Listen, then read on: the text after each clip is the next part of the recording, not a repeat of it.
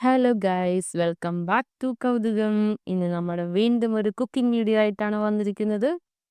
നോക്കാം നമുക്ക് duck roast എങ്ങനെയാണ് ഉണ്ടാക്കുന്നതെന്ന്. ആദ്യം നമുക്ക് ഡക്ക് കഴുകി വൃത്തിയാക്കി വെക്കാം. അതിൻ്റെ ഉളുമ്പ് മണം മാറാനായിട്ട് ഒന്ന് വിനാഗിരിയിൽ കഴുകിയെടുത്താൽ മതി. വിനാഗിരി ഇട്ട് മുക്കി വെക്കണ്ട. അവസാനത്തെ കഴുകൽ വിനാഗിരിയിൽ കഴുകിയെടുത്ത് വെച്ചാൽ മതി. കഴുകിയെടുത്ത് നമുക്ക് ആ ഡക്കിൻ്റെ വെള്ളമൊക്കെ ഊറാനായിട്ടൊന്ന് മാറ്റി വെക്കാം. വെള്ളമൊക്കെ ഊറി ഡക്ക് നല്ല സെറ്റായി വരുമ്പോൾ നമുക്കിത് മാരിനേറ്റ് ചെയ്ത് വെക്കാം. മാരിനേറ്റ് ചെയ്യാനായിട്ട് നമുക്ക് കുറച്ച് വെളുത്തുള്ളി, ഇഞ്ചി, ഉപ്പ്, മഞ്ഞൾപ്പൊടി, കുരുമുളക് പൊടി, കുറച്ച് മുളക് പൊടി ചേർത്ത് മാരിനേറ്റ് ചെയ്ത് വെക്കാം.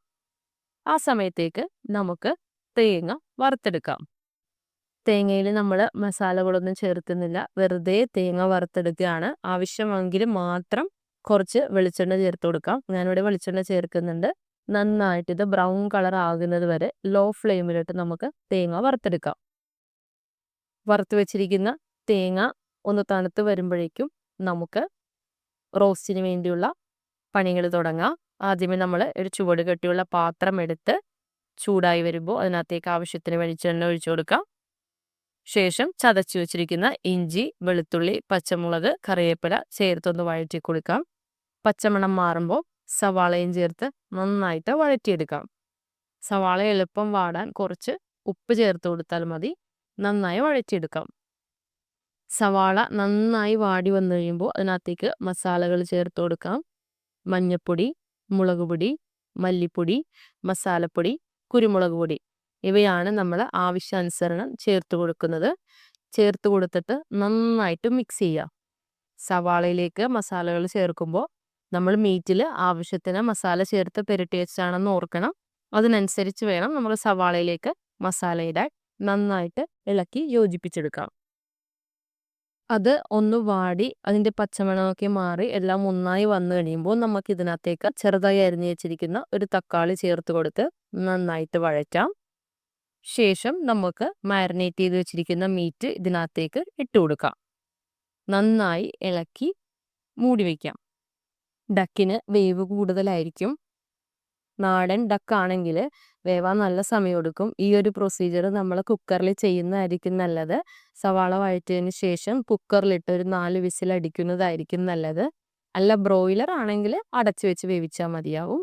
ഇത് ബ്രോയിലർ ഡക്കാണ്, അതുകൊണ്ടാണ് നമ്മൾ ഉരുളിയിൽ അടച്ചു വെച്ച് വേവിക്കുന്നത്. ഒരു 10-20 മിനിറ്റ് ഇത് അടച്ചു വെച്ച് നമുക്ക് വേവിക്കാം. ഈ ഗ്യാപ്പിൽ നമുക്ക് വറുത്തു വെച്ചിരിക്കുന്ന തേങ്ങ അരച്ചെടുക്കാം. നന്നായി തണുത്തതിന് ശേഷം മാത്രം അരച്ചെടുക്കാൻ ശ്രമിക്കുക.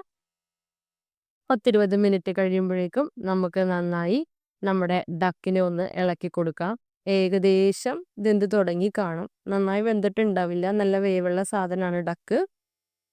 ഏകദേശം കറിയൊന്ന് ഡക്കിൽ നിന്ന് വെള്ളമൊക്കെ ഇറങ്ങി നല്ല ചാറ് പരുവത്തിലായിട്ടുണ്ടാകുമ്പോൾ നമുക്ക് ഈ സമയത്ത് അരപ്പ് ചേർത്ത് കൊടുക്കാം. എന്നിട്ട് വീണ്ടും ഇളക്കി 10-20 മിനിറ്റ് തന്നെ മൂടി വയ്ക്കാം. അപ്പോൾ അരപ്പ് നന്നായി കുറുകിയും കിട്ടും. ചാറ് ഡക്കിൻ്റെ ഉള്ളിലേക്ക് കയറി ഡക്കിന് നല്ല ടേസ്റ്റ് ആവുകയും ചെയ്യും. നന്നായിട്ട് ഇളക്കി നമുക്ക് വീണ്ടും മൂടി വെക്കാം. ഈ സമയത്ത് വേണമെങ്കിൽ കുറച്ച് ഗരം മസാലപ്പൊടി ചേർത്ത് കൊടുക്കാം. അല്ലെങ്കിൽ ലാസ്റ്റ് പുറമേ നമ്മുടെ ഫ്ലെയിം ഓഫ് ചെയ്യുന്നതിന് തൊട്ട് മുമ്പായിട്ട് ചേർത്താലും മതി. ഒരു ഫ്ലേവറിന് വേണ്ടിയാണ് ഇത് ചേർക്കുന്നത്. ഞാനിപ്പോൾ ചേർത്ത് കൊടുക്കുകയാണ്. മസാലയുടെ ഒരു കുറവ് ഫീൽ ചെയ്തത് കൊണ്ടാണ് ചേർത്ത് കൊടുക്കുക. നമുക്ക് മൂടി വെക്കാം. 10-20 മിനിറ്റ് കഴിഞ്ഞ് നമ്മളിതേ തുറന്ന് നോക്കിയപ്പോൾ നോക്കി കറി നല്ല പാകത്തിന് കുറുകി വന്നിരിക്കുകയാണ്. ചാറ് വേണ്ടാന്നുണ്ടെങ്കിൽ നമുക്കിത് വറ്റിച്ചെടുക്കാം. ഇപ്പം ചപ്പാത്തിക്കോ വെള്ളയപ്പത്തിനൊക്കെ ആണെങ്കിൽ കുറച്ച് ചാറ് വേണം. ആ പരുവത്തിലാണ് നമ്മളിവിടെ എടുക്കുന്നത്. ഓക്കെ, നമ്മുടെ ടേസ്റ്റി ആയിട്ടുള്ള ഡക്ക് റോസ്റ്റ് ഇവിടെ റെഡിയാണ്. എല്ലാവരും ഒന്ന് ട്രൈ ചെയ്ത് നോക്കണേ.